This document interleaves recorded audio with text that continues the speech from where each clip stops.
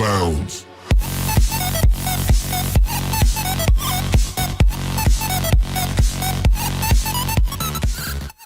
Hello नमस्ते। आज का हमारा टॉपिक है टेंस में पास्ट सिंपल। टेंस की मैं पहले भी वीडियोस बना चुका हूँ। अगर आप लोगों ने वो वीडियो देख लिया तो बहुत बढ़िया। अगर वीडियो नहीं देखे तो आप लोगों को लिंक मिल जाएगा डिस्क्रिप्शन बॉक्स से, वहाँ पे आप लोग देख सकते हैं। तो आइए आज का टॉपिक स्टार्ट करते हैं, जो है पास्ट सिंपल। सबसे पहले ये जान लेते हैं कि पास्ट सिंपल में जो हेल्पिंग वर्ब होता है हमारे पास, वो होता है डिड। हेल्पिंग वर्ब होता है डिड। हमें पता है कि जब हम पास्ट की बात कर रहे हैं तो यानी हम लोग एक्चुअली बात कर रहे हैं सेकंड फॉर्म की, यानी यहाँ पे वर्ब हमेशा सेकंड फॉर्म में आता है पास्ट में। अब इसका फॉर्मेट देखते हैं। तो फॉर्मेट इसका बिल्कुल वैसा ही होता है जैसा हमने प्रेजेंट सिंपल का फॉर्मेट लिखा था। यहाँ पे हमारे पास सब्जेक्ट होगा, वर्ब होगा और उसी के साथ साथ ऑब्जेक्ट भी होगा। डिफरेंस इतना है कि यहाँ पे जब वर्ब आएगा वो आएगा सेकेंड फॉर्म में, क्योंकि हम लोग यहाँ पे बात करें पास्ट की। फॉर एग्जाम्पल, जैसे मैंने एक सेंटेंस लिखा, I played chess. I played chess, तो आई सब्जेक्ट हो गया क्योंकि ये काम कर रहा है, काम करने वाला सब्जेक्ट होता है। सब्जेक्ट ने कौन सा काम किया है, कौन सी अपनी एनर्जी रिलीज की है, जो ये एनर्जी रिलीज करेगा उसी एनर्जी को हम लोग बोलेंगे वर्ब। और यहाँ पे जो एनर्जी रिलीज की जा रही है वो है प्लेड, तो ये आ गया सेकंड फॉर्म में। सेकंड फॉर्म में आते ही ये सेंटेंस बन गया पास्ट। लास्ट में ऑब्जेक्ट। ऑब्जेक्ट होता है रिसीवर ऑफ द एनर्जी। इस वर्ब को या एक्शन को कौन रिसीव कर रहा है, चेस कर रहा है, तो ये बन गया ऑब्जेक्ट। और ये सेंटेंस बन गया अफर्मेटिव। ये अफर्मेटिव सेंटेंस है।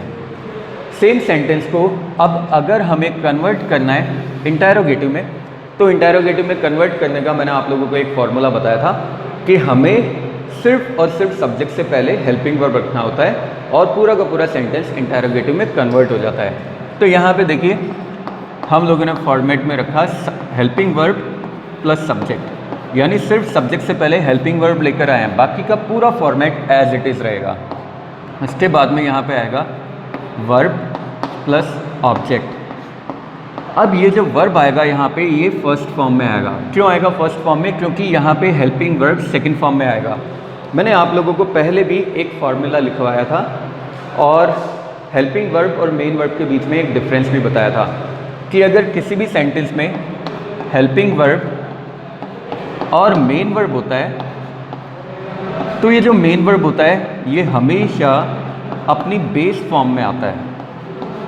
अगर किसी सेंटेंस में हेल्पिंग वर्ब और मेन वर्ब दोनों होते हैं तो मेन वर्ब बेस फॉर्म में आता है, और बेस फॉर्म हम लोग बोलते हैं V1 विदाउट S और ES को। यानी यहाँ पे हमारे पास अगर सेंटेंस में हेल्पिंग वर्ब और मेन वर्ब एक साथ आ जाता है तो आने वाला जो मेन वर्ब होगा वो हमेशा अपनी बेस फॉर्म में आएगा, यानी वो वर्ब की फर्स्ट फॉर्म में होगा। S और ES भी उसमें कभी भी नहीं आएगा। इस फार्मूला को आप लिख लीजिए, ये बहुत ज़्यादा इंपॉर्टेंट फार्मूला है।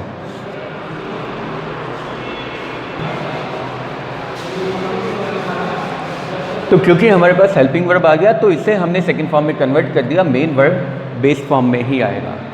अब हम लोग सेंटेंस को कन्वर्ट करते हैं। आई प्लेड चेस, इसमें यहाँ पे प्लेड जो कि वर्ब की सेकंड फॉर्म है, इसमें हेल्पिंग वर्ब सेकंड फॉर्म में हिडन है, यानी इसमें क्या हिडन है, डिड इसमें हिडन है।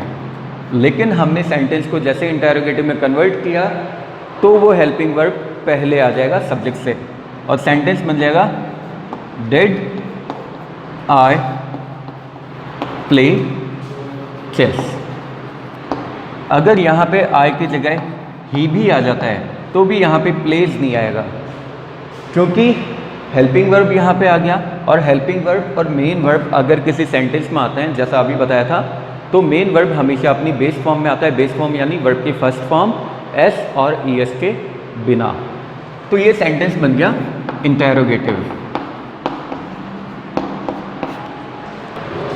अब हम सेंटेंस को बनाते हैं नेगेटिव, और हमें पता है कि जब भी सेंटेंस नेगेटिव बनता है तो उसमें एक वर्ड आता है और वो वर्ड होता है नॉट। साथ ही साथ हमें ये भी पता है कि नॉट हमेशा और हमेशा हेल्पिंग वर्ब के साथ ही आता है। तो यानी फॉर्मेट इसका बनेगा subject plus helping verb second form plus not, not को लेकर आएगा हेल्पिंग वर्ब सेकेंड फॉर्म में, plus main verb first form में, प्लस ऑब्जेक्ट। फॉर एग्जाम्पल अगर मैं सेम सेंटेंस देखता हूँ, अगर मैं सेम सेंटेंस लिखता हूँ आई प्लेड चेस, तो ये सेंटेंस बन जाएगा I did not play chess, I did not play chess. ये हो गया नेगेटिव सेंटेंस। अब आता है इंटरोगेटिव नेगेटिव। नेगेटिव सेंटेंस तो ऑलरेडी है, सिर्फ हमें इसी को इंटरोगेटिव में कन्वर्ट करना है, और इसी नेगेटिव को इंटरोगेटिव में कन्वर्ट करना है। तो इंटरोगेटिव के लिए सिर्फ एक ही फॉर्मेट होता है, हेल्पिंग वर्ब को सब्जेक्ट से पहले लाना है। तो यानी फॉर्मेट बनेगा helping verb second form plus subject. जैसे ही यहाँ पे हेल्पिंग वर्ब आ गया सब्जेक्ट से पहले, वैसे ही हमारा सेंटेंस इंटरोगेटिव बन जाएगा, यानी यहाँ पे एक क्वेश्चन मार्क जरूर आएगा। उसके बाद में बाकी format as it is, plus not plus V1 plus object. तो ये सेंटेंस बन गया did I not play chess. ये हो गया पास्ट सिंपल एकदम कंप्लीट। आप लोग एक बार इसे देख लीजिए, अगर इसमें कोई भी आप लोगों को डाउट आता है या कोई भी क्वेश्चन आता है तो आप लोग कमेंट बॉक्स में अपनी क्वेरी रेज कर सकते हैं। आई होप आप लोगों को वीडियो अच्छा लगा है। अगर वीडियो अच्छा लगा है तो इसी तरह के और मज़ेदार और इंटरेस्टिंग वीडियोस के लिए बने रहिए ATC ऑनलाइन के साथ। नेक्स्ट वीडियोस तक के लिए have a good day, take care, bye bye, thank you.